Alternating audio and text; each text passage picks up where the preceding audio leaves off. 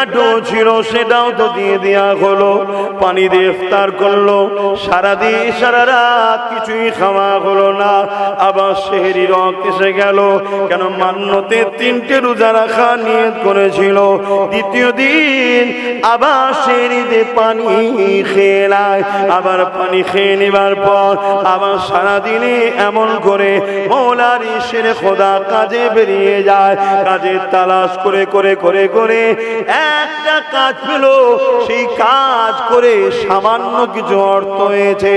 আবার সেই সামান্য অর্থ থেকে জবের আটা আর রুটি আর খেজুর কিনে নিয়ে এসেছে। নিয়ে এসে আবার প্রথম দিনের মতো ইফতারের থালে রেখেছে, পাত্রে রেখে আজানের অপেক্ষায় রয়েছে। এমন সময়তে দরজার ঘরে আবার একটা আওয়াজ এসে যায়।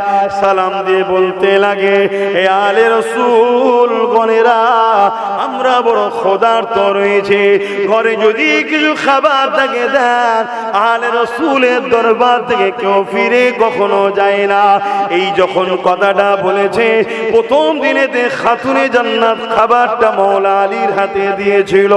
সন্তান দেখবেন মাকে বেশি ফলো করে, এই সন্তান ভালো হওয়ার পিছনে বাপের থেকেও মায়ের অবদান বেশি, আর সন্তান খারাপ হওয়ার পিছনে বাপের থেকে মায়ের অবদানটা বেশি। কেন সন্তান সব থেকে বেশি সময় সে তার মাকে পায়, মাকে পায়। বাপ তো বাইরে বাইরে কাজে চলে যায়। এই মায়ের খসনত যদি ভালো হয় সন্তানও ভালো হবে, মা যদি খারাপ হয় সন্তানও খারাপ হয়ে যাবে। এই জন্যে মওলা আলী খাতুনে জান্নাত প্রথম দিনে যখন ইফতারটা তুলে দিল, এই দ্বিতীয় দিনে যখন মুসাফিরটা দেখেছে, বড় ভাই হযরত ইমামে হাসান রাদিয়াল্লাহু তাআলা তিনি উঠে দাঁড়িয়ে বললেন, ইফতারটাকে নিলেন, সম্পূর্ণ নিলেন। কেন সামান্য ইফতার সম্পূর্ণ নিয়ে ওই মুসাফিরকে দিয়ে দিলে। দ্বিতীয় দিনও পানি দিয়ে ইফতারি করলে। আমার রাসূলুল্লাহর কলিজার টুকরি ফাতেমা জাহরা রাদিয়াল্লাহু তাআলা আনহার একটা ছোট্ট কথা বলি। কি গো বলি, একটা ছোট্ট কথা, ঘাড় ইশারা করলে হবে না। আল্লাহ জবান দিয়েছে, জবানে কথা বলতে হবে। বলি, হযরত ইমামে হাসান হুসাইন দুই ভাই অসুস্থ হয়েছে, বিমারে পড়েছে। হযরতে ফাতেমা জাহরা রাদিয়াল্লাহু তাআলা আনহা নিয়ত করেছে, মান্নতের নিয়ত, আল্লাহ সুস্থ করে দেন বাচ্চা দুটোকে, আমি আপনার খুশিতে 3টে রোজা রাখব। কটা রোজা? আল্লাহর হুকুম সুস্থ হয়ে গেল। হযরতে খাতুনে জান্নাত ফাতেমা হুজুর রোজা রাখার নিয়ত করলেন, রোজা রাখা নিয়ত করলেন। কিন্তু স্বামীকে জিজ্ঞেস করলেন, স্বামীকে জিজ্ঞেস করলেন যে আমি এরকম মান্যত করেছিলাম আমি রোজা রাখবো। হযরতে মাওলা আলীকে জিজ্ঞেস করছেন, মাওলা আলী বললেন চলো আমি রাখবো। হযরত ইমাম হাসান হুসাইন ছোট ছোট দুই ভাই, তিনারা বললেন আম্মা জান আমরাও রাখবো। ঘরে একটা কাজের মানুষ ছিল ফিজ্জা জিনার নাম, তিনি বললেন আমিও রাখবো।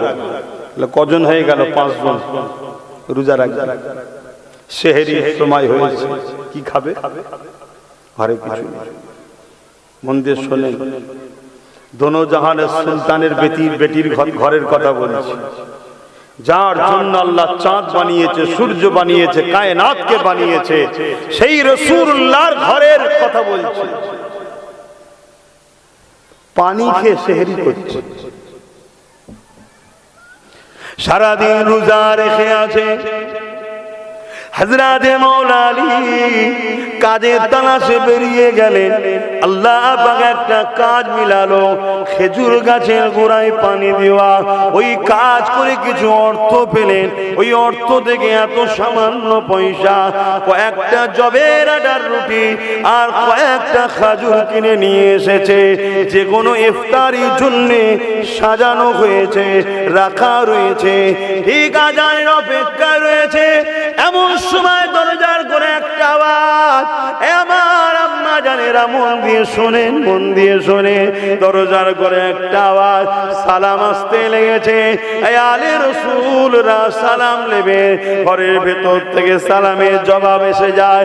ওই সময় বাইরে মুসাফির বলতে লেগেছে, আমি কয়েকদিন ক্ষুধার্ত রয়েছি, আমাকে বড় খিদা লেগেছে। এই আলে রাসূলরা আপনাদের দরবার থেকে কখনো কেউ ফিরে যাবে না, কেননা আপনারা বড় দয়ালু, দয়ালু ঘরের সন্তান। আমাকে কিছু খেতে দেন, আমাকে কিছু দেন। হযরতে খাতুনে জান্নাত দেখেন ইফতারটা তো সামান্য, এইটা থেকে যদি অর্ধেক আমরা রাখি, অর্ধেক যদি মুসাফির মানুষটাকে দিই, না জানি তার পেটটাই তো ভরবে না।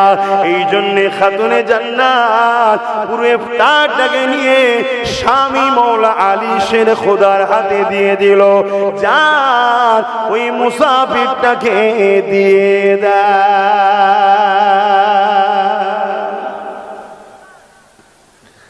এক বড় হাসান হোসেনও বললো না, আম্মা রোজা রেখেছি, আমাদের জন্য একটু রাখেন।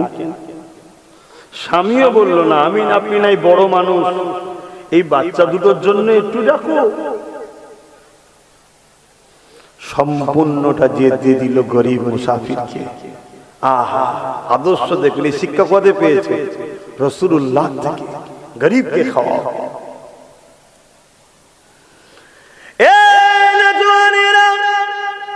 সারা রাত আর কিছু খাওয়া হলো না, কেননা কিছুই তো নাই।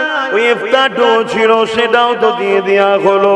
পানি দিয়ে ইফতার করলো, সারাদিন সারা রাত কিছুই খাওয়া হলো না। আবার সেহরির রক এসে গেল, কেন মান্যতে 3টে রোজা রাখা নিয়ত করেছিল। দ্বিতীয় দিন আবার সেহরিতে পানি খেয়ে নেয়। আবার পানি খেয়ে নেবার পর আবার সারাদিনে এমন করে মওলার শের খোদা কাজে বেরিয়ে যায়। কাজের তালাশ করে করে করে করে একটা কাজ পেল, সেই কাজ করে সামান্য কিছু অর্থ হয়েছে। আবার সেই সামান্য অর্থ থেকে জবের আটা আর রুটি আর খেজুর কিনে নিয়ে এসেছে। নিয়ে এসে আবার প্রথম দিনের মতো ইফতারের থালে রেখেছে, পাত্রে রেখে আজানের অপেক্ষায় রয়েছে। এমন সময়তে দরজার ঘরে আবার একটা আওয়াজ এসে যায়, সালাম দিয়ে বলতে লাগে, এ আলে রাসূল গণেরা, আমরা বড় ক্ষুধার্ত রয়েছে, ঘরে যদি কিছু খাবার থাকে দেন। আলে রাসূলের দরবার থেকে কেউ ফিরে কখনো যায় না। এই যখন কথাটা বলেছে, প্রথম দিনেতে খাতুনে জান্নাত খাবারটা মওলা আলীর হাতে দিয়েছিল। সন্তান দেখবেন মাকে বেশি ফলো করে, এই সন্তান ভালো হওয়ার পিছনে বাপের থেকে মায়ের অবদান বেশি, আর সন্তান খারাপ হওয়ার পিছনে বাপের থেকে মায়ের অবদানটা বেশি। কেন সন্তান সব থেকে বেশি সময় সে তার মাকে পায়, মাকে পায়। বাপ তো বাইরে বাইরে কাজে চলে যায়। এই মায়ের খসনত যদি ভালো হয়, সন্তানও ভালো হবে। মা যদি খারাপ হয়, সন্তানও খারাপ হয়ে যাবে। এই জন্য মওলা আলী খাতুনে জান্নাত প্রথম দিনে যখন ইফতারটা তুলে দিল, এই দ্বিতীয় দিনে যখন মুসাফিরটা দেখেছে, বড় ভাই হযরত ইমামে হাসান রাদিয়াল্লাহু তাআলা তিনি উঠে দাঁড়িয়ে বললেন, ইফতারটাকে নিলেন, সম্পূর্ণ নিলেন। কেন সামান্য ইফতার সম্পূর্ণ নিয়ে ওই মুসাফিরকে দিয়ে দিলে। দ্বিতীয় দিনও পানি দিয়ে ইফতারি করলে।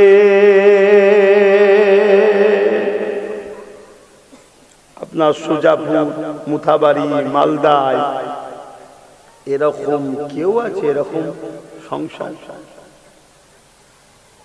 উনি তো দোনোজাহানের বাদশার। কেন এরকম অবস্থা? যাতে করে দুনিয়ার মায়ের জাতের কোনোদিন খাবার অভাব হলে যেন মনে করে না, আমি যার সঙ্গে জান্নাত যাব, আমাদের জান্নাতি রানীদের, নারীদের সর্দারিনী খাতুনে জান্নাত দেখো কত কষ্ট করেছে। আমার না একবেলা ডাল ভাত হয়েছে, কি হয়েছে, আমি হারামের টাকা নিতে যাব না। শুনছেন তো, আমি ওই বেপর্দা হয়ে নিতে যাব না। ওই শয়তানি টাকা, মদ বিক্রি করার টাকা, মসজিদ মাদ্রাসা বিক্রি করার টাকা, ওয়াকাফকে বিক্রি করে দেওয়ার টাকা, ওই টাকা আমি নিতে যাব না। এই জোশটা, এই সবরটা আসবে না আসবে? এজন্যই তো আল্লাহ তাদেরকে আমাদের জন্য মডেল করেছে, আমরা তাদেরকে ফলো করব। এখন সব অর্ধেক উলঙ্গ মেয়ে, অর্ধেক উলঙ্গ, সভ্যতার নাক কান কেটে আমাদের কাছে চলে এলে আমাদের ছেলে মেয়েরা বা তাকে দেখার জন্য যায়। চলবি বিরাট শুনছি নাকি এসছে, যায়। সে একটু মিষ্টি মিষ্টি কথা বললো, একটু নাচ টাচ দেখিয়ে দিল, একটু কিছু কথা বললো, আমাদের সব ছেলেরা ফেসে গেল। আরে বাবা দেখেছিস, এইটা কি সাথ দিতে হবে, বুঝলি? শুনছেন না? শুনছেন? হচ্ছে না? এসব শয়তানদের প্ল্যান, পরিকল্পনা, আমার জাতিকে ধ্বংস করা। আর সে শয়তান টুক করে যে বিষ উগলে দিয়ে শুট করে পালাবে, বাকি সব সমস্যা বুঝা আপনাদের মাথায়। লাফালা সামলায়, একটু বুঝে বুঝে পা ফেলতে হবে, না হয় কিন্তু আখরি যাবে না। আল্লাহ নবী বলেছে, হাতের তালুতে আগুন রাখার থেকেও ঈমান বাঁচানো বড় কষ্টকর। এখন এটা সেই সময়। তাহলে দুটো রোজা রাখলো, সেহরিতেও পানি, ইফতারও, সারা দিন সারা রাত অন্য কিছু খাওয়া। বাপেরা, নওজোয়ানেরা 3 দিনের দিনে আবার সেহরিতে পানি খেয়েছেন আর রোজা রেখেছে। মওলা আলী বেরোলো, 3 দিনের দিন শরীর চলছে না, বড় কষ্ট করে কিছু কাজ করে সামান্য কিছু অর্থ পেয়েছে। ওই অর্থ দিয়ে আগে 2 দিনের নাই জবের আটা ও খেজুর কিনে নিয়ে ঘরে এসেছে।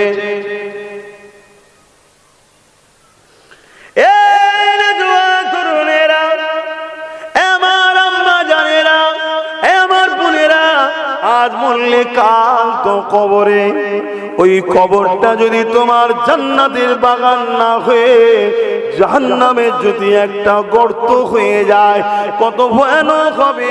তাই মায়ের জাত, আপনারা একটু সাবধানে চলেন। সামান্য ভিক্ষা নিতে গিয়ে নিজেকে ইসলাম থেকে দূরে সরিয়ে দেবেন না। সামান্য ভিক্ষা নিতে গিয়ে ইসলাম বিরোধীদের ঘরে সাপোর্ট করে ফেলবেন না। সামান্য একটু ভিক্ষা নিতে গিয়ে আপনার বাচ্চার শিক্ষা, চাকরির ভবিষ্যৎকে ধ্বংস করে দেবেন না। আমার মায়ের জাতেরা, 3 দিনের দিনে খাতুনে জান্নাতের স্বামী হযরতে মওলা আলী এমন করে কাজ করে খেটে ওই সামান্য কিছু জবের আটা, রুটি আর খাজুর নিয়ে এসে ইফতারের জন্য আগে 2 দিনের নাই বসেছে। আবার দরজার করে আওয়াজ সালাম দিয়ে বলতে লেগেছে, আলে রাসূল, এই খাতুনে জান্নাত, এই নবীর কলিজার টুকরি, আজ আমি বড় ক্ষুধার্ত, আমাকে কিছু খেতে দেন। হযরতে খাতুনে জান্নাত প্রথম দিনে দিয়েছে, দ্বিতীয় দিনে মায়ের দেখাতে বড় ভাই মওলা আলীর বড় সাহেবজাদা ইমামে হাসান পাক দিয়েছে। 3 দিনের দিনে ইমামে হাসান পাকের ছোট ভাই মওলা আলী খাতুনে জান্নাতের ছোট সাহেবজাদা, আর এই জান্নাতি যুবকদের সরদার, উম্মতদেরকে বাঁচাবার জন্য যিনি কারবালায় শহীদ হয়ে গেলেন, ইমামে হোসেন পাক এমন করে ওই ইফতারটাকে নিয়ে গিয়ে ওই বাইরের মুসাফিরকে দিয়ে দিলেন, আর নিজেরা পানি দিয়ে ইফতারি করলে। একটু জোরে বলুন না সুবহানাল্লাহ, আরো জোরে বলুন সুবহানাল্লাহ। নারে দিবে, নারে দিবে আহলে রাসূলগণ, ইমামে হাসান হুসাইন পাক, নারে দিবে। তারা তো আমাদের মডেল, আমাদের তো তাদেরকে ফলো করব। আজকে তাদেরকে ছেড়ে দিয়ে আমরা কাদের পেছনে ছুটছি?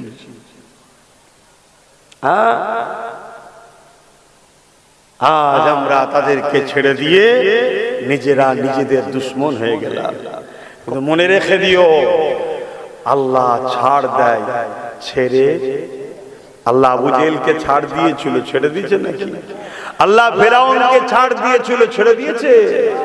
আল্লাহ এজিদকে ছাড় দিয়েছিল, ছেড়ে দিয়েছে নাকি? এই যে এজিদ নাম শুনেছেন তো, এজিদটা কে? এজিদটা কি? একটা ভালো ঘরের ছেলে। এজিদের বাপ ছিলেন একজন সাহাবী, কাতিবে ওহী, ওহী লিখেছেন, ভালো ঘরের ছেলে।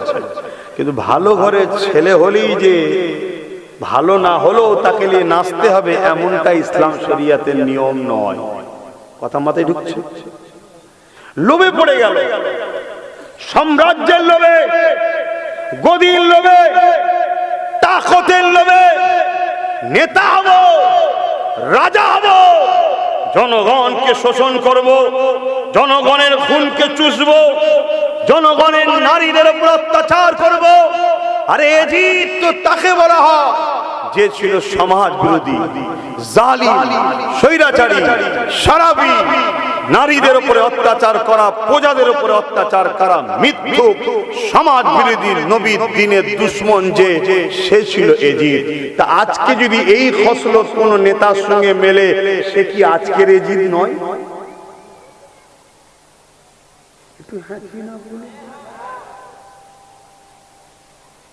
আমরা অনেকে মনে করি কারবালা শুধু ইমাম হোসেন পাক করেছে। না, ইমামে হোসেন পাক কারবালা শুরু করেছে হক আর না হকের লড়াই। ইমাম হোসেন পাক দেখিয়ে দিয়েছে গর্দান দিয়া পছন্দ করি, অন্যায়কে হাত মিলাতে পছন্দ করি না। তখন বায়াত সিস্টেম ছিল সাপোর্ট, এখন সুইচ সিস্টেম। তখন কি ছিল? বায়াত সিস্টেম, মানে কারোর হাতে হাত দিয়ে মানে তাকে আমি সাপোর্ট করলাম। শুনছেন তো নাকি? আর এখন কি? Switch system. নামটা চেঞ্জ হয়েছে রে বাবা, সিস্টেম একই রয়ে গেছে।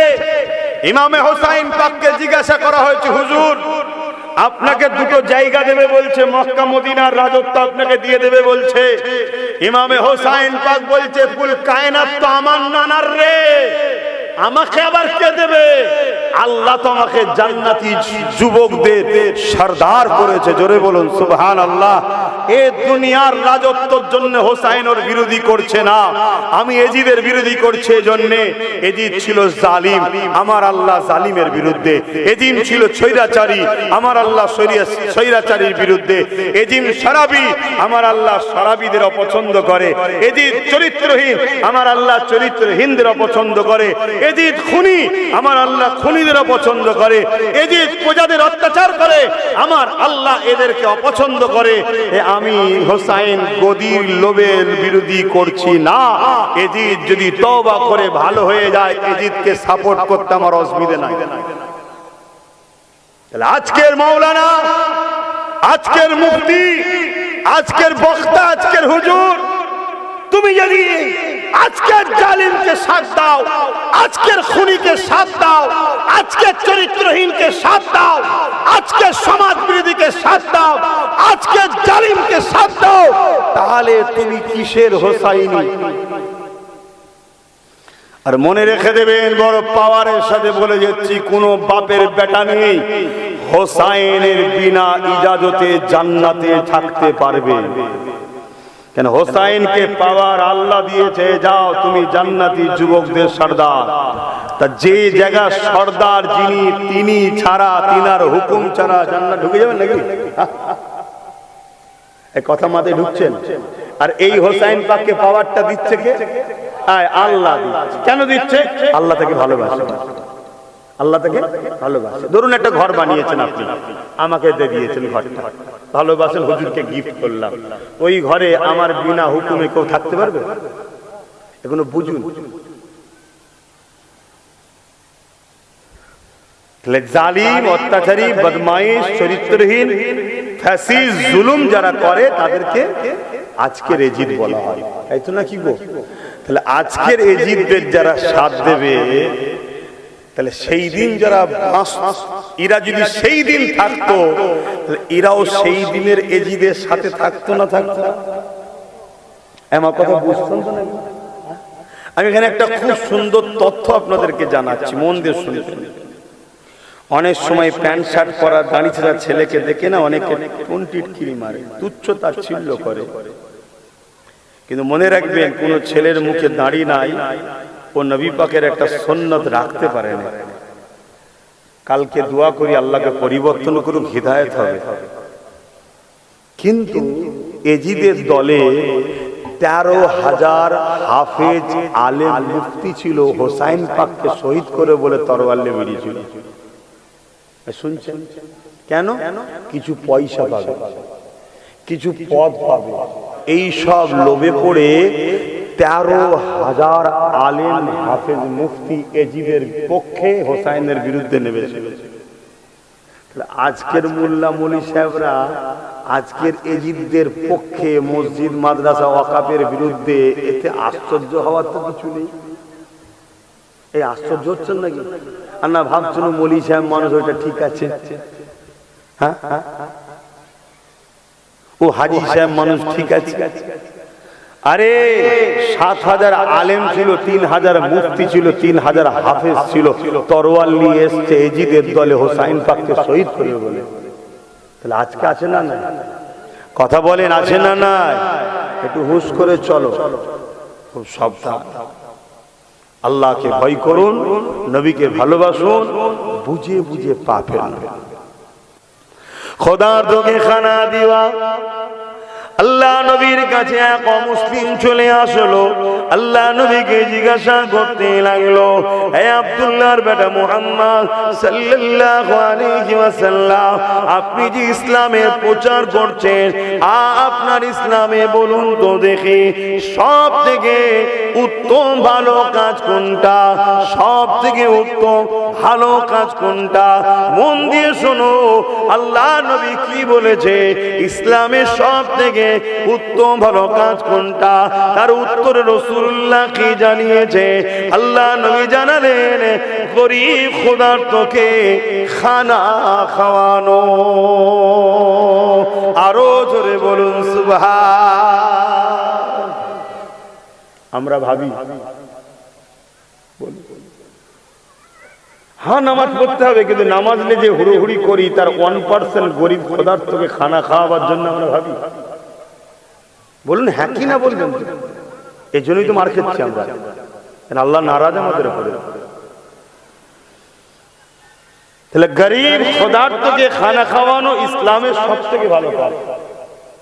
ওই অমুসলিম জিজ্ঞেস করছে, সে মুসলমান না অমুসলিম?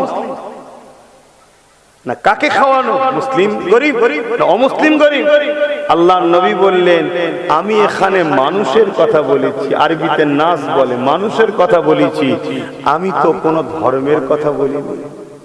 তাহলে একটা হিন্দু যদি গরিব ক্ষুধার্ত হয়, তাকে যদি আপনি খানা খাওয়ান, ইসলামের সব থেকে ভালো কাজ আপনি করলেন। জোরে বলুন সুবহানাল্লাহ। এর নাম ইসলাম। ভাইরা, নওজোয়ান তরুণেরা, আমার আম্মা জানেরা, এ মালদা জেলার মানুষেরা, এ আমার সিরাজী হুজুরের এলাকার মানুষেরা, ও মোজাদ্দেদ জামান দাদা পীরের সিলসিলা অনুসারী অনুগামীরা, মনে রেখে দেন, আল্লাহ নবী নবী দয়া নবী যে দিন আমাদের কাছে দিয়ে গেছে, ওই দিন শুধু নামাজ দিয়েছে তা নয়, ওই দিনে শুধু রোজা দিয়েছে শুধু তা নয়, ওই দিনে শুধু হজ দিয়েছে শুধু তা নয়। মনে রাখবেন, আমার রাসূলুল্লাহ মিরাজ থেকে নামাজ রোজা এনেছে। তার আগে রাসূলুল্লাহ কি করেছে? নবী আমার মিরাজে গেছে, 621 মিরাজে গেছে, অর্থাৎ নবুয়ত ঘোষণার 11 বছর পর আল্লাহ নবী মিরাজে গেছে। তাহলে 11টা বছর ধরে আল্লাহ নবী কি করেছে? এই 11টা বছর ধরে জালিম অত্যাচারী স্বৈরাচারী ও খুনি দারিন্দাদের বিরুদ্ধে আল্লাহ নবী সংগ্রাম করেছে, মানুষকে ইনসাফ দিয়েছে, ক্ষুধার্ত মানুষের খাবার ব্যবস্থা করেছে, অসহায়কে আশ্রয় দিয়েছে, মনুষ্যত্বকে এই জমিনের উপরে কৃতদাস প্রথা চালু করে দিয়েছিল মানুষেরা, জালিম অত্যাচারীরা। আল্লাহ নবী কৃতদাস প্রথাকে ভেঙে দিয়ে মনুষ্য জাতিকে জালিম অত্যাচারী শাসকদের হাত থেকে আজাদ করে দিয়েছে। এ নওজওয়ানেরা, আল্লাহ নবীর আখলাক দেখে, আল্লাহ নবীর ব্যবহার দেখে, আল্লাহ নবীর উদারতা দেখে, আল্লাহ নবীর নবীর আদর্শ দেখে, আল্লাহ নবীর মানব বন্ধন দেখে যাদের জন্য রাসূলুল্লাহ লড়েছিল, তারা কেউ এক আল্লাহ মাননেওয়ালা ছিল না, তারা কেউ সিজদা দেনেওয়ালা ছিল না, তারা কেউ এক রবের অনুসারী ছিল না। কিন্তু আমার রাসূলুল্লাহর ইনসাফ দেখে, আমার নবী পাকের মানব বন্ধন দেখে, আমার নবী পাকের মনুষ্যত্ব দেখে, আমার নবী পাকের ভালোবাসা দেখে তারা দলে দলে দলে দলে আমার নবীকে রাসূলুল্লাহ নবী মেনে, আল্লাহকে আল্লাহ মেনে ঈমানের কলেমা পড়ে নিয়েছে। আরো জোরে বলুন সুবহান।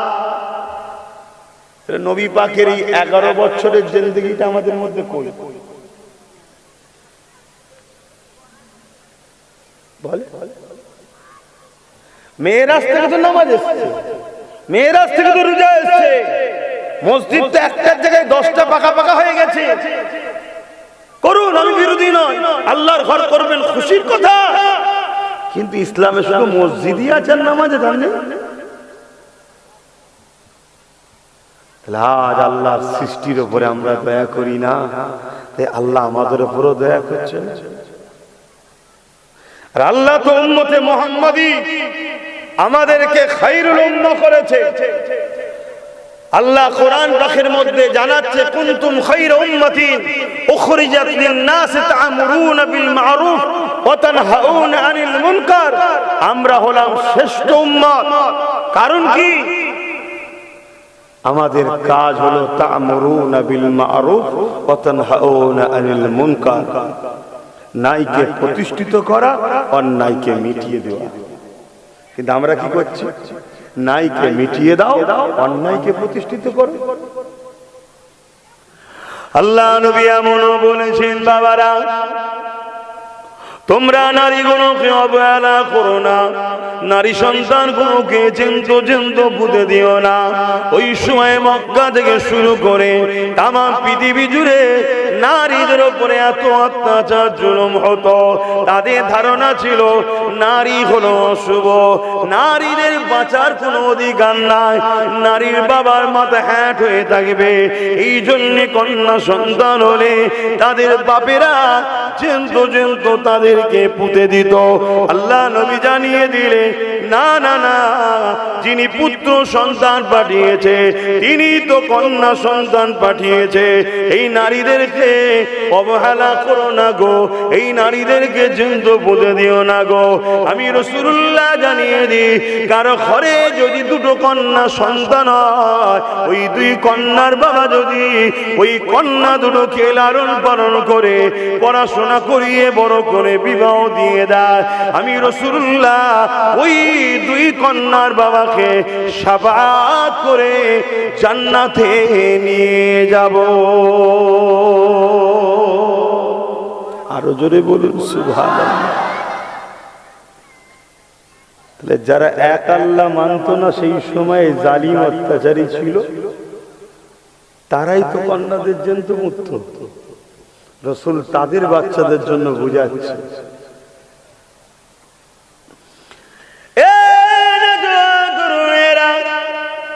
আল্লাহ নবীর এই কথা শুনে এক ব্যক্তি আল্লাহ রাসূলকে বললেন, ইয়া রাসূলুল্লাহ হাবিবাল্লাহ, আমার তো একটাই মাত্র কন্যা সন্তান, তাহলে আমি কি সুপারিশ পাবো না? আপনি বললেন দুটো কন্যা সন্তান হলে। ইয়া রাসূলুল্লাহ হাবিবাল্লাহ, আমার তো একটি মাত্র কন্যা সন্তান, আমি কি তাহলে সুপারিশ পাবো না? আল্লাহ নবী বললেন, তুমি যদি ওই কন্যা সন্তানটাকে স্নেহ দিয়ে, মায়া দিয়ে, মমতা দিয়ে, ভালোবাসা দিয়ে তার অভিভাবক বাপ হয়ে তাকে লালন পালন করে বড় করে তার যদি বিবাহটা দিয়ে দিতে পারো, আমি রাসূলুল্লাহ জানিয়ে দিই তোমাকে শাফাআত করে জান্নাতে নিয়ে যাব। আরো জোরে বলুন সুবহান। আর আজকে নারীদের অবস্থা কি বলুন? প্রতিদিন পেপার খুলে রেপ হচ্ছে, খুন হচ্ছে, কিডন্যাপ হচ্ছে, গায়েব হয়ে যাচ্ছে, হচ্ছে না? কারণ কি? আমাদের দোষ। শুনছেন? আল্লাহ ছেড়ে দেবে মনে হচ্ছে আমাদের পারে? দুনিয়াতেও বেউজ্জুদিত হচ্ছি, আখেরাতে ভাবছেন নাকি আপনার ভালো ক্লিয়ার আছে রাস্তা? আপনি কাজ করেছেন? আপনি বলবেন আল্লাহ গরিবের হয়ে, এতিমের হয়ে, বিধবার হয়ে, অসহায়ের হয়ে কথা বললে অসুবিধা আছে। আল্লাহ নবী আরো বললেন, বাবারা শুনে রেখে দাও, কারো ঘরে যদি একটা, দুটো, তিনটে পর পর কন্যা সন্তান হয়, আমার আম্মা জানেরা, আমার বোনেরা, মন দিয়ে শোনেন আপনার বেটার কথা, আপনাদের ভাইয়ের কথা কি বলে যাচ্ছি, মায়ের জাত মন দিয়ে শোনেন। আর নিজেদের অস্তিত্ব নিজেরাই বিলীন করে দিতে চলেছে। এখনো সময় আছে, তওবা করেন, ইস্তেগফার করেন, পরিবর্তন হয়ে যান। আল্লাহ নবী জানিয়ে দিলেন, কোন ঘরে যদি পর পর তিনটে কন্যা সন্তান হয়, আমি রাসূলুল্লাহ জানিয়ে দিলাম, ওই তিন কন্যার বাবা যদি এই তিন কন্যাকে লালন পালন করে স্নেহময় মমতা দিয়ে তাকে বিবাহ শাদী দিয়ে দেয়, আল্লাহ নবী দুটো আগুন তুলে দেখিয়েছে, যেমন পাশাপাশি রয়েছে ওই তিন কন্যার বাবা আর আমি রাসূলুল্লাহ আল্লাহ পাকের জান্নাতে পাশাপাশি থাকিব। আরো জোরে বলুন সুবহান। কন্যা গজব না রহমত? একটু মুখ খুলে বলবেন না? আরে আপনার মাটাও তো কন্যা, কন্যা সন্তান, একটু বলুন না, কন্যা রহমত না গজব? আজকে সেই কন্যাদের উপরে, যা নারী জাতির উপরে জুলুম হচ্ছে না?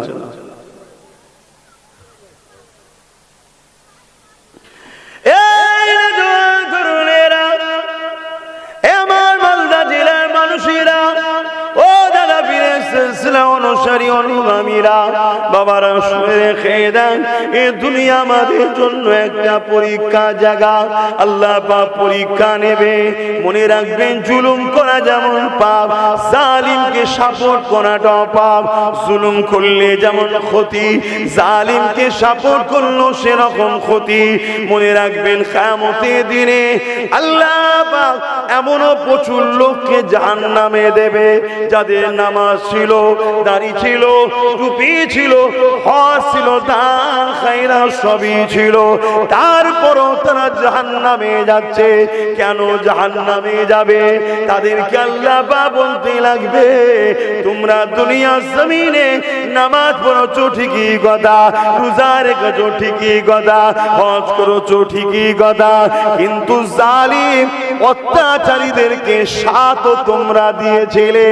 জুলুমের বিরুদ্ধে আমি আল্লাহ ছিলাম, তোমরা জুলুমের পক্ষে নিয়েছো, তার মানে তোমরা আমি আল্লাহ আমার বিরোধী দলে দাঁড়িয়ে গেছো।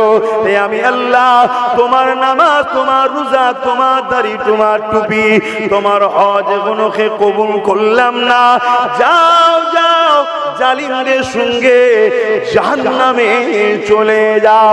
তাই নামাজ যেমন পড়তে হবে, মনে রাখবেন জালিমদের কাতারে যেন না থাকা হয়। রোজা যেমন রাখতে হবে, জালিমদের সঙ্গে যেন দল করা না হয়।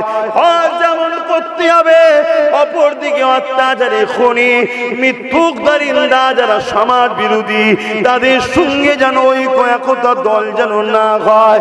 তাহলে মনে রাখবে, যদি এর উল্টো করে ফেলে, তাহলে আপনার নামাজ, রোজা, দাড়ি, টুপি, দুনিয়াদার বলবে ভারী নামাজি, ভারী রোজাদার, আরে কত সুন্দর হজ করতে যায় প্রতি বছরে, কিন্তু আল্লাহ নবী জানাচ্ছে কিয়ামতের দিন তার রেহাই হবে না। শুনছেন? আমরা বিশ্বাসী তো নাকি? কবর আছে, জান্নাত আছে, আখিরাত বলে আছে, নবীর হাদিস সত্য, বিশ্বাসী তো? তাহলে ভয় করতে হবে না। আমাদের যুব সমাজ খুব ভাল লাগছে, এ যৌবন চিরস্থায়ী নয়, কাল অন্ধকার হয়ে যাবে চোখের সামনে, কাউকে পাবে না। শুনতে লাগে ময়দানে মাসো, আমার আম্মা জানেরা, শুনতে লাগে ময়দানে মাশর কত ভয়ানক জায়গা জানে। মায়েরা, মায়ের জাত আপনারা মন দিয়ে শোনেন, সামান্য ভিক্ষা ইসলাম দ্রোহী সমাজ বিরোধীদের সঙ্গে সাথ দেবেন না। ভয়ানক জায়গা ময়দানে মাশর। খেতে না পারেন রোজা রাখুন, রোজা রোজা।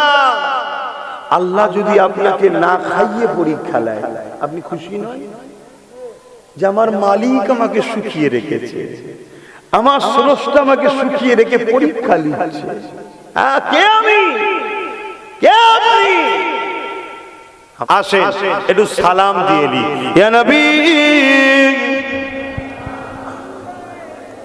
মাস্টার সাহেব নগদ দিচ্ছে, লিখে রাখুন নগদের কথা।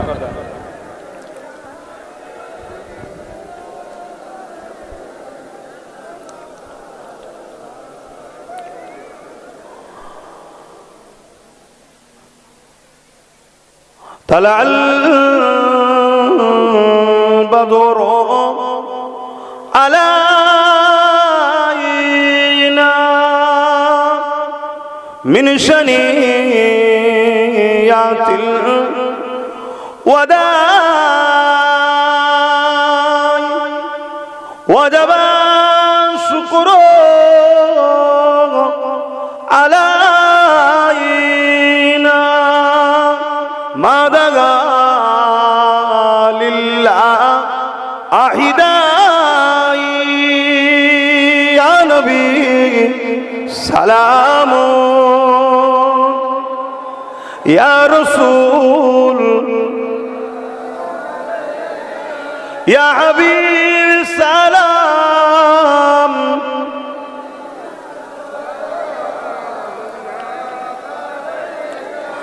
يا نبي नामो ओ प्यारा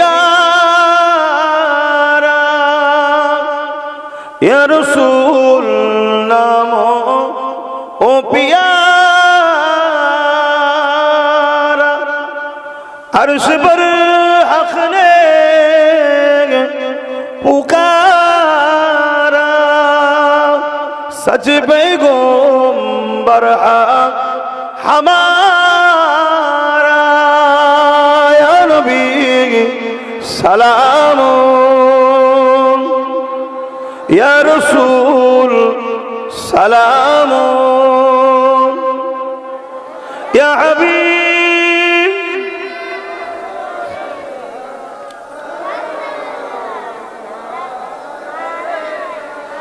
जिब्राइल दिले एजे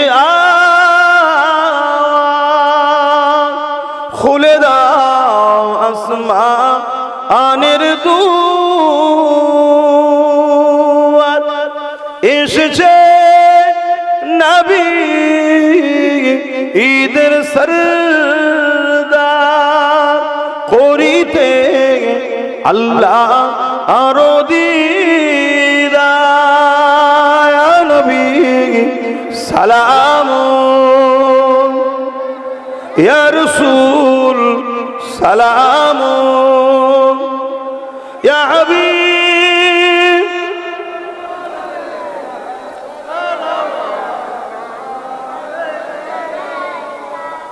दुआ करब बसुन एक्षुनि छेड़े देब सकले गाয়ে গায়ে বসুন বালাগাল উলা বিকামালিহি কাসাবাত তুজা بجماله حسنت جميع قصاله صلوا عليه وآله اللهم صل على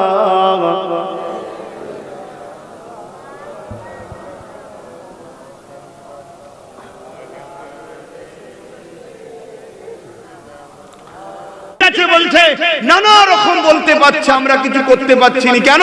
তারা বুঝে নিয়েছে আমাদের ঈমান দুর্বল। এই জায়গা থেকে যদি ফিরে আসতে চান উপায় কি? দেখেন ওর কাঁধে আবার মোবাইল রেখে আছে। আহারে, এ থেকে ফিরে আসার উপায় কি? ওই তোমরা মোবাইলটা টেনশন হচ্ছে কেন?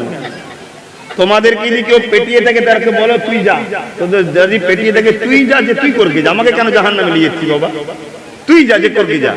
শুনছেন তো নাকি? এই জায়গা থেকে বাঁচার ফিরে আসার রাস্তা কি? এই জায়গা থেকে ফিরে আসার রাস্তা দুটো। ইমাম গাজ্জালি হুজুর বলছেন, ইমাম গাজ্জালিকে চেনেন? এই চেনেন? না চিনলে তো কথার দামও থাকবে না।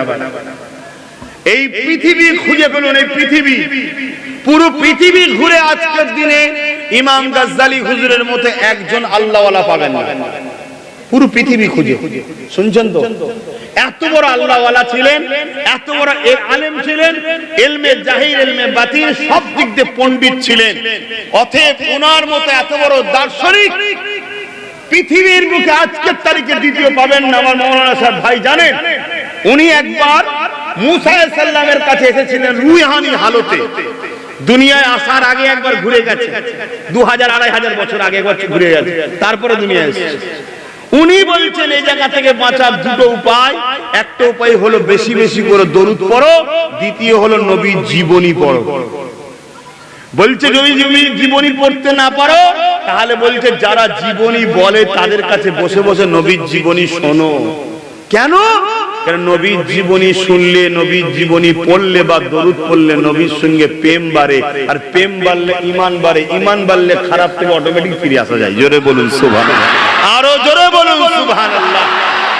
আজ America, Britain, France, Japan, Indonesia, এমন করে আফ্রিকা থেকে শুরু করে পৃথিবীর ইউরোপ কান্ট্রি গুলোতে দলে দলে দলে দলে দলে দলে মানুষ ইমানের কালেমা পড়ে মুসলমান হচ্ছে। জোরে বলুন সুবহানাল্লাহ। কি করে? তারা কোরআন হাদিস পড়াশোনা করে না, কি না, তারা শুধু নবীর জীবনী গুগলে সার্চ করে পড়ছে। কে মুহাম্মদ সাল্লাল্লাহু আলাইহি ওয়াসাল্লাম, তাকে নিয়ে এত পৃথিবীতে আলোচনা কেন, পক্ষে বিপক্ষে এত আলোচনা কেন? কে মুহাম্মদ রাসূল, কে মুহাম্মদ রাসূল? মুহাম্মদ রাসূলকে নিয়ে পৃথিবীতে গুগলে এত সার্চ হয়, অন্য কোন ব্যক্তি গেলে এত সার্চ হয় না। কত বুঝে আসছে? পুরো পৃথিবীতে চর্চা কে মুহাম্মদ রাসূল, কে মুহাম্মদ রাসূল। বিশেষ করে ইউরোপ দুনিয়া যখনই সার্চ করছে, গুগলে দেখছে, আমার নবীর জীবনী পড়ছে, পড়তে পড়তে তারা তো মূর্খ নয়, তাদের ছেলেমেয়েরা শিক্ষিত, তারা রিসার্চ করে যে চুরি, বাপ রে বাপ, ইনার মতো ব্যক্তি হতেই পারে না। তখন তেনারা সব দলে দলে আমার নবীকে কলেমা পড়ে মুসলমান হচ্ছে। জোরে বলেছে, আরো জোরে বলুন সুবহানাল্লাহ। আর আমরা ইসলামের ঘরে জন্ম হয়ে, মুসলমানের ঘরে জন্ম হয়ে, আমার বাপ দাদু সোনা নানি সব মুসলমান, নবীর জীবনী থেকে সরে যাওয়ার জন্য আজ আমাদের মধ্যে দেখুন কি ধ্বংস হচ্ছে। আজান হয়ে যাক 4:10, খুব মন দিয়ে শোনেন। তাহলে আজকে নবীর জীবনী পড়ে পশ্চিমা দুনিয়ার মানুষ, ইউরোপ কান্ট্রির মানুষ, তারা আজকে দলে দলে ইসলামে আসছে। আর আমাদের ঘরের ছেলে নবীর জীবনী থেকে দূরে সরে যাওয়ার জন্য সুদ, ঘুষ, মদ, জিনা, ব্যভিচারী, খুন, মারপিট, ডাকাতির মধ্যে জড়িয়ে যাচ্ছে। এটা তাহলে পরিকল্পনা নয় নবীর থেকে সরানো? কারা সরিয়েছে আপনার দেখেন নবীর থেকে? আমাদের সমাজের আলেম ওলামা দাবিদাররা এক শ্রেণীর আছে না নাই, ঘন্টার পর ঘন্টা আলোচনা করছে, বদমাইশগুলো নবীর কথা শোনাতে চায় না। এসব জালিম শাসকদের থেকে টাকা নিয়েছে এরা আমাদের বেঈমান করার জন্য। এগুলো লিয়া হয় না, হয় না? হতভাগা আকবর নাম শুনেছেন? হতভাগা আকবর দ্বীনে ইলাহি বার করেছিল কোরআনের বিরুদ্ধে, দ্বীনে ইলাহি বার করেছিল। হতভাগা আকবর দ্বীনে ইলাহি বার করেছিল। আকবর লিখেছিল নাকি? কাদের কাছে লিখেছিল বলুন? আম মানুষ লিখেছিল না। তৎকালীন সময় বড় বড় মুফতি, মাওলানা, স্কলার, কে মিশর ফারাক, কে অমুক ফারাক পাস করে এসছে, ফারাক মানে পাস করে এসছে, কথা বুঝে এসছে, তাদের ঘরে সব অর্থ দিয়ে কিনেছে, কিনে কোরআনের বিরুদ্ধে দ্বীনে ইলাহি কিনে লিখেছে। শোনো যুবক, শোনো, ঈমান বাঁচাও, ঈমান বাঁচাও, ঈমান বাঁচাও। তাদের ঘরে লিখে ওই দ্বীনে ইলাহি বার করলো। তখন বিরোধী করেছিল কে? হযরতে মুজাদ্দিদে আল-ফিসানি রাহমাতুল্লাহ আলাইহি। জোরে বলুন সুবহানাল্লাহ। আহা, নবীর গোলাম বিরোধী শুরু করে দিল, আল্লাহর পাগল বিরোধী শুরু করলো। হতভাগা আকবর ভারতের রাজা, তখন মুগলে আজম, মিলিটারি আমার, পুলিশ আমার, অস্ত্র আমার, সৈন্য আমার, জনগণ আমার, সব আমার। আর এই ফকির সাহেব, মোল্লা সাহেব আমার বিরোধী করেছে। ক্ষমতার জোর দেখাবার জন্য একটা বিরাট ময়দানে ডাকা হলো, চলো তোমার কি আছে আমার কি আছে, লড়াই হবে। মুজাদ্দিদ আল পেশানি অ্যাকসেপ্ট করলো। অ্যাকসেপ্ট করার পরে সেই ময়দানে হাজির হলো। হাজির হয়ে দেখছে যে সমস্ত বড় বড় মুফতি মাওলানা, নাম করা সবাই জি, নাম করা আলেম, ইমাম, পীর সাহেব, পীরজাদা সব আকবরের দিকে। কেন? কোটি কোটি টাকায় রফা হয়েছে। আর ওর দিকে মিলিটারি পুলিশ না গেলে দি জেল দেয়, এই ভয়ে সব চলে গেছে। আর মুজাদ্দিদ আল পেশানির দিকে ইমানদার গুটি কত আলেম ওলামা পীর সাহেব পীরজাদারা দাঁড়িয়ে আছে, শুনছেন তো? কিন্তু গুটি কত মুজাদ্দিদ আল পেশানি আসমানের দিকে বলছে, আল্লাহ আপনি তো বলেছেন মজলুমের সাথে কেউ না থাকুক, আমি আল্লাহ আছি। জোরে বলুন আল্লাহ। এখন যদি আপনি আছেন না দেখান তো কবে দেখাবেন? আপনি যে আমাদের দিকে আছেন আল্লাহ, আপনি সাহায্য করুন, কামিয়াবি আমাদের দিন। মুজাদ্দিদ আল পেশানির পক্ষ থেকে বিশাল আল্লাহ পাকের দরবার দোয়া কবুল হলো, বিশাল তুফান শুরু হলো। ওই তুফানে হতভাগা আকবর ও তার পক্ষে যারা ছিল সবাইকে আল্লাহ জাহান্নামবাসী করলো। মুজাদ্দিদ আল পেশানি ও তার সাথীদেরকে কামিয়াবি দিল। জোরে বলুন সুবহানাল্লাহ। আরো চিৎকার দিয়ে বলুন সুবহানাল্লাহ, বলুন আল্লাহু আকবার। অতএব কামিয়াবি কার হাতে? দুনিয়ায় ফাইসাল্লাহ হয় না, ফাইসাল্লাহ ওখানে হয়। আমার আল্লাহ ফেরাউনকে তৈরি করেছে, নমরুদকে করেছে, সাদ্দাতকে করেছে, আজকে জালিমগুলোকে তো আল্লাহই তৈরি করেছে। কেন? আমাদের জন্য অফার কি? এই বদমাইশি করছে, তুমি আমি এর বিরুদ্ধে সংগ্রাম করব, এর বিনিময়ে আল্লাহ গুনাহ মাফ করবে। জোরে বলুন সুবহানাল্লাহ। তুমি নবীকে ভালোবাসো বলো, ইজহার করবে না। তুমি কোরআনকে ভালোবাসো বলো, ইজহার করবে না। তুমি আল্লাহকে পিয়ার করো বলো, ইজহার করবে না। আজকে দুঃখের বিষয়, পুরো ভারত জুড়ে চলছে নতুন করে, বিশেষ করে মুসলমানদের উপরে জুলুমের স্কিম রোলার চালানো হয়েছে। আমার বাংলাতেও দেখা যাচ্ছে কি, সন্দেহ হলে মুসলমানকে তুলে নিয়ে বলছে জঙ্গি। 20 বছর 22 বছর পর বলছে নির্দোষ। 20-22 বছর পর তার লাইফটা নষ্ট হচ্ছে না, হয়নি?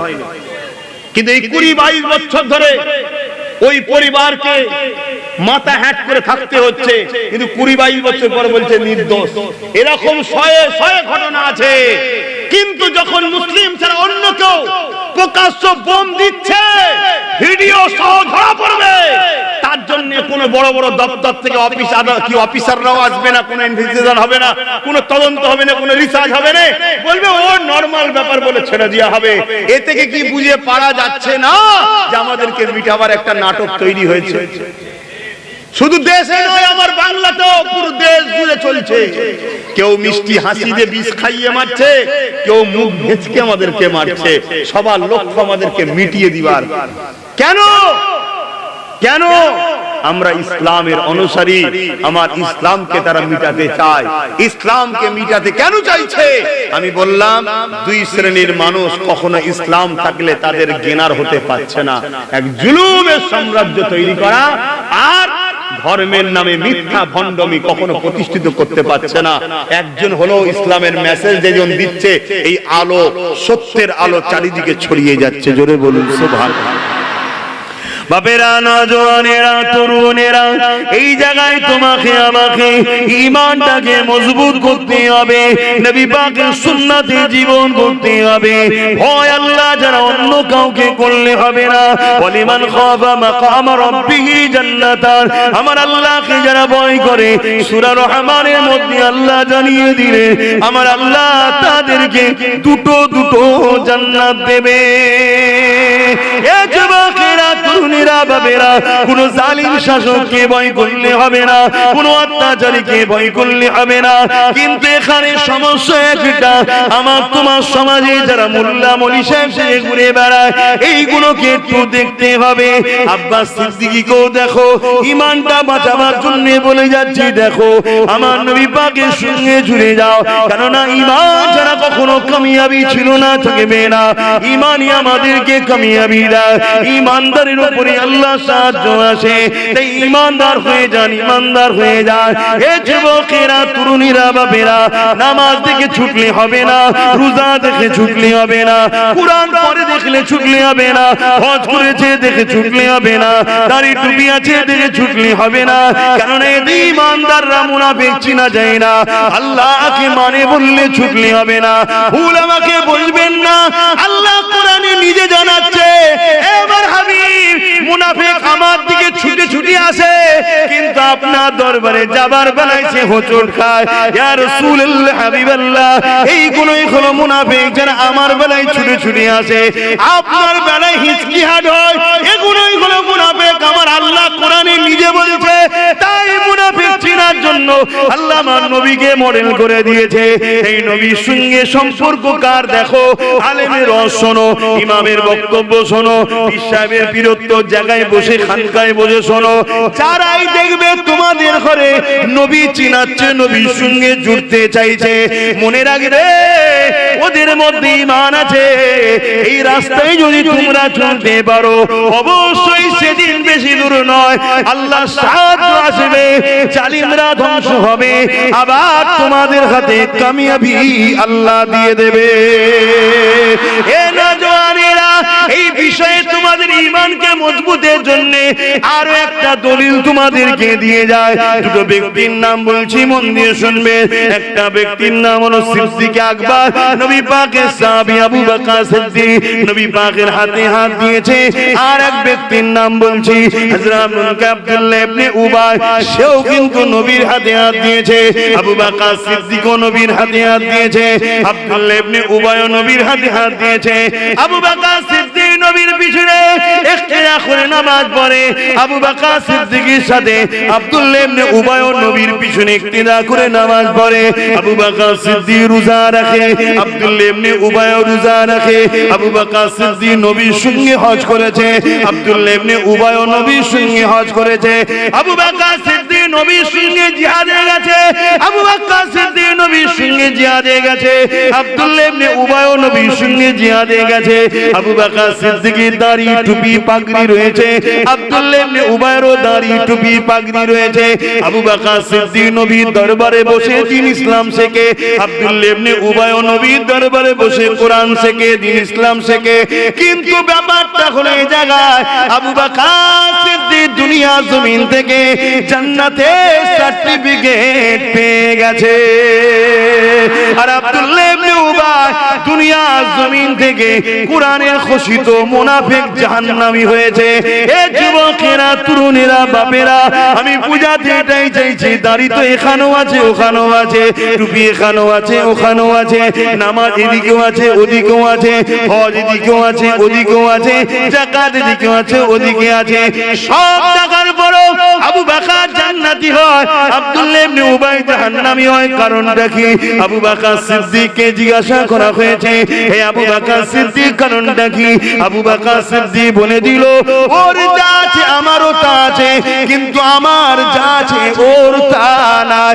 নামাজ রোজা দাড়ি টুপি এগুলো ওরও আছে আমারও আছে, কিন্তু আমার হৃদয়ে আমার কলবে আল্লাহ নবীর প্রেম ভালোবাসা আদব রয়েছে, এটা কিন্তু ওর নাই।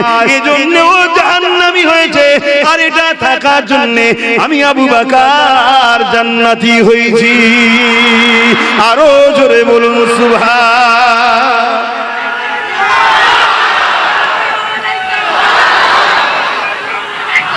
ভাইয়েরা আমার, সময় কম, তাকবীর দিয়া ভালো, কিন্তু সময় কম। তাহলে আমি কি বুঝাতে চাইছি আমার যুবকরা? বুঝছো, আলেম তো ধরতে হবে, পীর তো ধরতে হবে, উস্তাদ তো নিতে হবে, কিন্তু কাকে নেবে? কাকে নেবে? এই দুনিয়ায় হাজারো কোরআন দেখিয়ে মানুষকে বেঈমান করা হয়েছে, জানেন না? খারিজি বলে একটা দল হযরত আলী হুজুরের বিরুদ্ধে লড়াই করেছিল, শুনছেন তো নাকি? ওরা মানুষকে কোরআনই দেখিয়েছিল, কোরআন মানো, আল্লাহর জমিনে আল্লাহর কথা চলবে, কোরআন চলবে, আলীর কথা চলবে না। হযরত আলী হুজুরের বিরুদ্ধে মানুষকে দল তৈরি করে ফেললো। তাহলে আজকে ওই সব মুনাফিক চিনতে হবে না? হবে।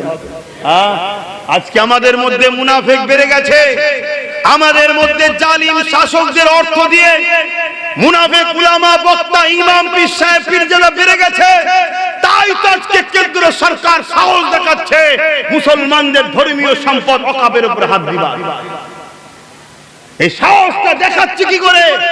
তাদের কাছে ডাটা আছে, রিপোর্ট আছে যে মুসলমানরা যাদেরকে অনুসরণ করছে তারা সব আমাদেরই অর্থে পরিচালিত হয়। শুনছেন না? কথা বুঝছেন না? তো কথা বুঝছেন না, বুঝেন না? তাই তো তারা এই সাহস দেখায়। না এই সংবিধান বিরোধী, ধর্ম নিরপেক্ষ দেশে, গণতন্ত্র দেশে ইসলাম বিরোধী, ধর্ম বিরোধী আমাদের মসজিদের জায়গা, আমার কবরস্থান, মাদ্রাসা, ওয়াকফ সম্পদের উপরে হাত দিবারই ঘৃণ চক্রান্ত করলো কি করে? এই করার পিছনে আমাদেরই সমাজের একদল ছদ্মবেশী আলেম ওলামা মুনাফিকদের জন্য এই সাহসটা পেয়েছে। আমরা সবাই বলি বাবরি মসজিদ চলে গেল, না চলে যায়নি, দেয়া হয়েছে। বড় অংশের টাকাতে বিক্রি করা হয়েছে বাবরি মসজিদকে, চলে যায়নি, দেয়া হয়েছে। কথা মাথায় ঢুকছে না? ঢোকে। ওই আবার বললাম, পছন্দ হবে কি জানি না কথা, কিন্তু আমি আমার ডিউটিটা পালন করে যাই না। আল্লাহ ধরবে তোমায় নাকি? ডিউটি পালন করবো না করবো না? কথা বলুন। ডিউটি পালন করছি। আজ বড় দুঃখ, ওয়াকফ নিয়ে সবই আপনারা জানেন, শুনেছেন, আন্দোলন বিভিন্ন জায়গায় করছি, খবর পেয়েছেন তো? তা আপনাদের এই আশপাশে কোন জায়গায় যদি আন্দোলন হয় খবর পেলে একটু যাবেন তো নাকি? কেন এটা খুব সেন্সিটিভ ব্যাপার। এই আন্দোলনে পিছপা হলে হবে না। এই আন্দোলনের ঠেলায় একটু হলেও বিজেপি একটু পিছিয়েছে না পেছনে নেই? এই আন্দোলনের ঠেলায় এই আইন থেকে একটু পিছিয়েছে না পিছনে নেই? এই আন্দোলনকে আরো বাড়াতে হবে। কৃষকরা যেভাবে আন্দোলন করেছিল, কালা কানুন কৃষকদের বিরুদ্ধে তৈরি হয়েছিল। কৃষকদের মধ্যে কে মুসলিম, কে হিন্দু, কে দলিত, কে আদিবাসী দেখেনি। কৃষক কৃষক তাই আন্দোলন হয়েছিল। আমাদেরও আন্দোলনটাকে এত তীব্র করতে হবে যাতে কেন্দ্র সরকার মনে করে যে ওই কুর্সিটা এটা আমার বাবাকারীর জমিদারি নয়, এটা জনগণের ভোটে নির্বাচিত, সংবিধান অনুযায়ী চললে থাকবে, সংবিধান বিরোধী করলে আমার কুর্সি আমার থেকে চলে যাবে। কেন্দ্র সরকারকে বুঝিয়ে দেওয়ার জন্য আমার মসজিদ, আমার মাদ্রাসা, আমার কোরআন, আমার দ্বীনের উপরে যারা আঘাত দেবে তাদের প্রতিরোধ করার জন্য জীবনের বুকে তাজা রক্ত দিয়ে হলেও এই প্রতিরোধ চলছে, আগামীতেও চলবে। রাজি আছেন না নাই? আওয়াজ বলুন, আছেন না নাই? নারায়ে তাকবীর, নারায়ে তাকবীর। কোরআন ও সুন্নাহ, কোরআন ও সুন্নাহ, দ্বীন ইসলাম, দ্বীন ইসলাম। ওয়াকফ সম্পদ, ওয়াকফ সম্পদ। নিজের ঐতিহ্যকে হারিয়ে ফেলো না। তোমার আমার বাচ্চার আগামী দিন চোখ থাকতো অন্ধ হবে, মুখ থাকতো বুবা হবে, কান থাকতো কালা হবে। আগামী দিন বড় ভয়ানক দিন আসবে। বাচ্চাদের জন্য এগুলো করে যেতে হবে না? হবে না? ঐতিহাসিক মসজিদ যতদিন থাকবে ততদিন তোমার এ দেশে থাকার জন্য পেহচান পত্র হয়ে যাবে, পরিচয় পত্র। তোমার এই মসজিদের বয়স কত? তাহলে সাবধান হও, এও টার্গেটে আছে। স্বাধীনতার আগে যত মসজিদ আছে সব টার্গেটে। কিন্তু বলেন কেন? স্বাধীনতার আগের মসজিদ, মাদ্রাসা, কবরস্থানের জন্যই তো তুমি পরিচয় যে স্বাধীনতার আগে থেকে আমরা দেশে আছি। কথা মাথায় ঢুকছে না? ঢুকে। আর মসজিদ যদি মাদ্রাসা না থাকে, স্বাধীনতার পরে যদি হয়, এর প্রমাণ হবে তুমি অন্য দেশ থেকে এসে করেছো। মাথায় ঢুকছে? অতএব এই ওয়াকফ যদি চলে যায় তোমার আমার সব শেষ। কিন্তু এখানে আমি একটা ছোট্ট কথা বলবো, আন্দোলন দরকার আছে না? না। কেন্দ্র সরকার সংবিধান বিরোধী কাজ করতে চাইছে না? চাইনি। কিন্তু এখন ক্লিয়ার করেনি, একটু পিছিয়ে গেছে। কিন্তু যদি চেষ্টাটা ভুল করেছে না করেন, সংবিধান বিরোধী, ঠিক না বেটি? একদম ধর্মের বিরোধী, আবার সংবিধান বিরোধী। এই আন্দোলন ওর পক্ষে করা মানে সংবিধানের পক্ষে থাকা, আন্দোলনের বিরোধী করা মানে ইসলামের পক্ষে থাকা, ঠিক তো নাকি? সেই জায়গায় আমার প্রশ্ন, এক জায়গায় আন্দোলনটা করবেন, করতে হবে, কিন্তু কাদের নেতৃত্বে করবেন এটা জানা দরকার আছে না? বলুন আমার কথা কি ভুল হচ্ছে? কেন আন্দোলন তো সমাজে দু ধরনের দেখছি। এক ধরনের আন্দোলন দেখছি যারা করছে সত্যি ওয়াকফের জন্য আন্দোলন করছে, কিন্তু আরেক দল আন্দোলন যেন দেখছি ওয়াকফের নামে কেন্দ্রের বিরুদ্ধে এর দালালি। কথা মাথায় ঢুকছে না? ঢোকে। তা আপনারা আন্দোলনটা করবেন কি আল্লাহ ও রাসূলের জন্য না কারো দালালি করার জন্য? কথা বলেন, কারো দালালি করার জন্য? আপনারা কি দালাল? মুস্তাফার গোলাম আপনারা, কিন্তু আপনাদের গায়ে দালাল বানাচ্ছে কারা? তথাকথিত বিশ্বাস যারা মুফতি মাওলানা দাবিদার এক শ্রেণীর আপনাদের ঘরে দালাল বানিয়ে দিচ্ছে। আরে আন্দোলন হোক মসজিদের স্বার্থে, আন্দোলন হোক কবরস্থান ওয়াকফের স্বার্থে, আন্দোলন হবে আল্লাহ ও রাসূলের পক্ষে দাঁড়িয়ে আন্দোলন হবে, ঠিক না বে ঠিক? কেন আমরা সাহায্য কার চাই? আল্লাহ ছাড়া দ্বিতীয় কেউ কখনো ফাতে দিতে পারে? ফাইসাল্লাহ দুনিয়ায় হয় না আসমানে হয়? আসমানে হয়। খুব ভালো করে বুঝুন। আজকে আপনি আন্দোলন করুন, করা দরকার, কিন্তু এটাও মনে রাখবেন আমার বাংলায় 1,43,000 একর জমি রয়েছে। কত? কম বেশি 1,43,000 একর। তার মধ্যে 75,000 একর জমি বেদখল। 75,000 একর, তার মানে 3 7 কে 21, 3 5 15, 325 বিঘে, 325 লক্ষ বিঘে, 325 লক্ষ বিঘে আমার বাংলাতে আমাদের সম্পদ বেদখল।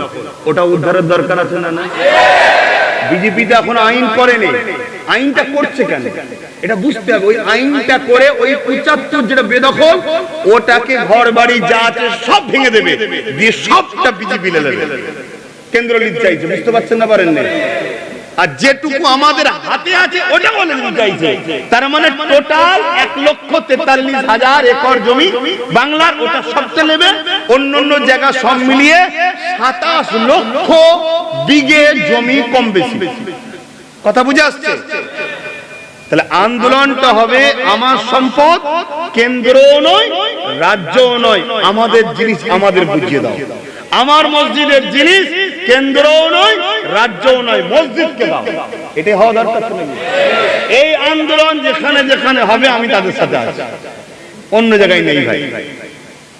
অতএব ও খাবে না এ খাক না, আমার মসজিদের টাকা যে খাবে সেই হলো হারামখোর, সেই চোর। অতএব তার বিরুদ্ধে জবান খুলতে হবে, না খুললে আল্লাহ আমাকে কিয়ামত দিন ধরবে। যদি কোনো হুজুর খায় মসজিদের টাকা, পীর সাহেব খায়, মাওলানা মুফতি খায়, ওখানে যদি চুপ থাকো যে মৌলী সাহেব খাচ্ছে, তো না, তোমাকে কিয়ামত জবান দেবে। আল্লাহর ঘরের টাকা আল্লাহর ঘর পাবে, মাদ্রাসার টাকা মাদ্রাসা পাবে, এতিমের টাকা এতিম পাবে। বোম্বাই একটা বিরাট বাড়ি আছে দেখছেন না, রিলায়েন্সের মালিক থাকে, ওটা অ্যাকচুয়ালি এতিমখানা। ওটা কি? এতিমখানা। তো ও কত নম্বর এতিম আমি জানি না, কিন্তু এতিমখানার উপরে ঘর করেছে। তাহলে ওই জায়গা ফিরে পাওয়া দরকার আছে না? না, এইভাবে পুরো দেশ জুড়ে যেখানে যা আছে সবটাকে দরকার, সবটার জন্য আন্দোলন করতে হবে। আন্দোলনের পাশাপাশি যারা ফিরিয়ে দেবে সেখানেও আমাদের লোক ঢুকাতে হবে। এক কথা মাথায় ঢুকছে না? ঢোকে না? হ্যাঁ, ওটাও করতে হবে। আমি ঢুকবো না, ইনি ঢুকবে না, কিন্তু তোমাদের মধ্যে ভালো উপযুক্ত কেউ থাকলে তাকে ঢুকাও, যে ফিরিয়ে দেবে। কথা মাথায় ঢুকছে না? ঢোকে না? কিন্তু এর পাশাপাশি আমাদেরকে, আমাদের উপরে কোনো জুলুম হলে সংবিধান আমাদেরকে রাইট দিয়েছে, আমাদেরকে আন্দোলন করতে হবে। কিন্তু আমি আরো একবার বলছি, আমরা কোরআনের পক্ষে না কোরআনের বিরুদ্ধে? আচ্ছা, কোনদিন যদি কেউ তোমার ভালোবাসা, তোমার আপনজন, তাকে ভালোবাসো তুমি, পছন্দ হয়, হতে পারে, কোনদিন যদি সে তোমার কোরআনের বিরুদ্ধে যায়, তুমি কি তার পক্ষে থাকবে? ধরো তুমি একজনের সাথে ব্যবসা করো, কোটি কোটি টাকা লেনদেন করছো, কোটি কোটি টাকা লেনদেন করছো, একদিন সে কোরআনের বিরুদ্ধে গেছে, তুমি কি তার পক্ষে থাকবে? কেন? তোমার কোটি টাকা কাফনে যাবে না, ঠিক তো নাকি?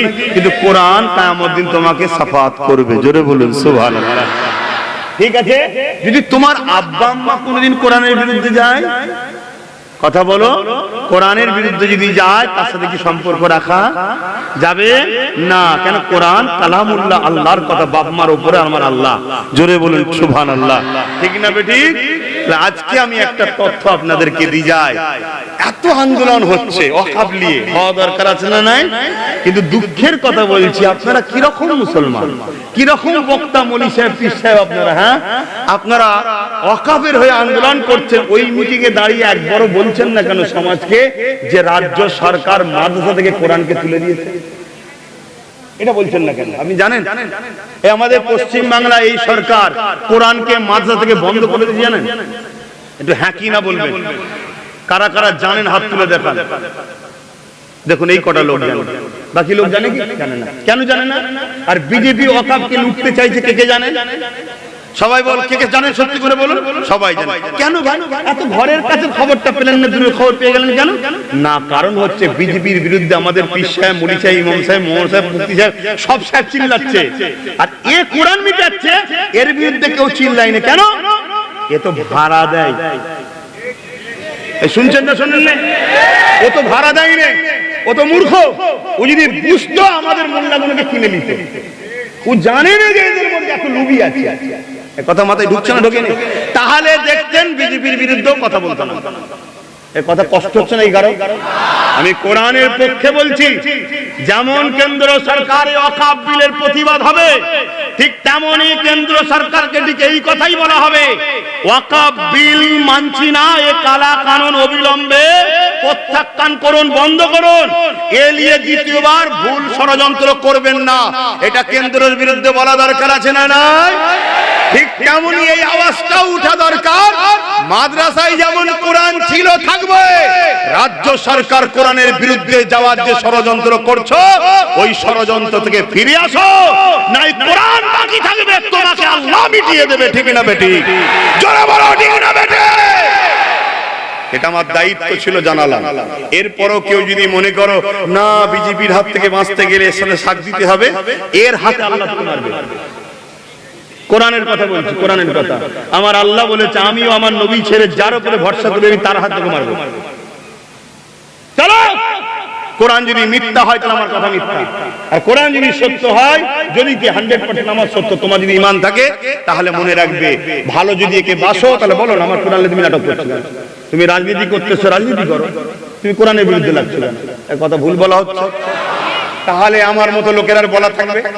আজকে যদি কোরআনের বিরুদ্ধে নাক রাখতে কথা বলার জায়গা থাকতো আমার? থাকতো না। অতএব কোরআন যেমন ছিল মাদ্রাসায়, কোরআনকে মাদ্রাসায় রাখো। ঠিক না বেটি? আর ওয়াকফ যেমন মুসলমানদের ছিল, মুসলমানদের থাকবে। যেগুলো লুটপাট হয়েছে পুনরুদ্ধার করে দাও, মুসলমানদের সম্পদ মুসলমানদের ফিরিয়ে দাও। আমাদের বাচ্চাদের পড়াশোনা করানো হবে, আমাদের মেয়েদের চিকিৎসা করানো হবে, বিবাহিত দেওয়া হবে, এটা আমাদের টাকা, আমরা খরচ করব। কিন্তু দুঃখের বিষয়, আমরা তো ভিক্ষাতেই শেষ। কি ভিক্ষাই শেষ, কিন্তু ভিক্ষাটা দিচ্ছি কোথা থেকে একবার ভাবলাম না। আমার বাপের ইনকাম 22,000 কোটি, আমায় দিচ্ছে 200 কোটি, 20,000 কোটি হেরে নিচ্ছে। আমরা ভাবছি কত ভালো কাজ হচ্ছে, কিন্তু এবারে পুরোটা নেবে বলছে, 200 কোটি আর দেবে না। এখনো সময় আছে, আল্লাহর উপরে ভরসা করে এই আন্দোলন করো। কি আন্দোলন? কেন্দ্র সরকার তোমার এই কালো কানুন মানছি না, যে চক্রান্ত করছো, চক্রান্ত থেকে ধীরে যে রাজনীতি করছো, রাজনীতি করে যাও, ধর্মের উপর আঘাত দিও না। ঠিক তেমনি রাজ্য সরকার তোমারও আন্ডারে যত ওয়াকফ দখল আছে সেগুলোকে উদ্ধার করো, এবং মাদ্রাসা থেকে কোরআনকে মিটাবার যে প্ল্যান হচ্ছে, তুমি ওই জায়গা থেকে ফিরে আসো। কেউ বলেছিল কোরআন শেষ হয়ে যাবে, আজকে কোরআনকেই শেষ করতে চাইছে। তো যাক, আমার এই কথাতে কারো কিছু কষ্ট হলো? কারো কিছু কষ্ট হয়েছে? কারো যদি জান প্রিয় হয়, আল্লাহর উপরে ভরসা রাখুন না, ওর হাত থেকে বাঁচতে গিয়ে একে বাঁচাতে হবে আর এই কোরআনকে মিটাবে, এই সুযোগটা নিয়ে মনে রেখে দিও, আল্লাহ তোমায় মিটিয়ে দেবে, আল্লাহ মিটিয়ে দেবে। এখনো সময় আছে, সাবধান হও, সাবধান হও, সাবধান হও। আসো এলাকায়, এই আশপাশে, আপনাদের এখান থেকে উলুবেড়িয়া কত দূর? বেশি দূর নয়। যদি উলুবেড়িয়া কোনো টাউনে দেখে হয়, তা আপনাদের এইদিকে কোনো জায়গায় যদি হয়, খবর পেলে যাবেন। কিন্তু যাবেন শুধু ওয়াকফ বাঁচাতে না, মা কোরআনের পক্ষ, তবে যান ভাই, না হয় ভাই দরকার নেই, না হয় দরকার নেই। আমি একাই চিল্লাবো, আল্লাহকে বলবো আমাকে সাবধানে দাবি করো, আমি চিল্লিছি।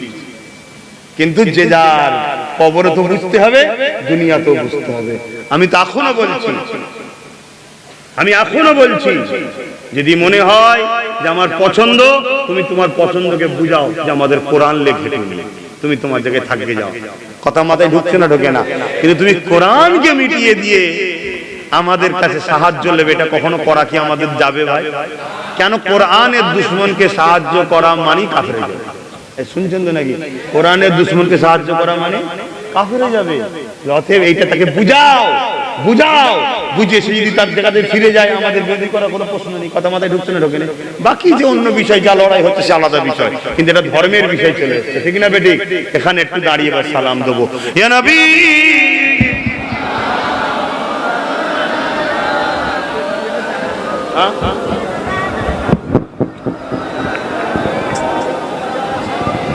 তোর বাবা এটা খোলা সিস্টেম করে রাখতে থাক, তোলো।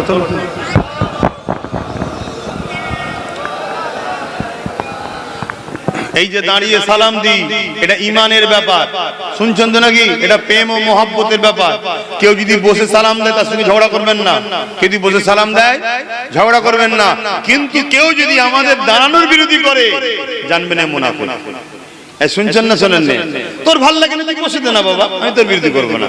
কিন্তু আমার প্রেমে তুই বাধা দিচ্ছিস কেন? আমি নবীকে ভালোবাসি, নবীকে আদব করে সালাম দাও, তোর সমস্যা কিসের? এগুলোকে মাথায় রাখবেন। তাহলে البدر علينا من شنيات الوداع وجب الشكر علينا ما بغى لله أهداء يا نبي سلام يا رسول يا حبيب।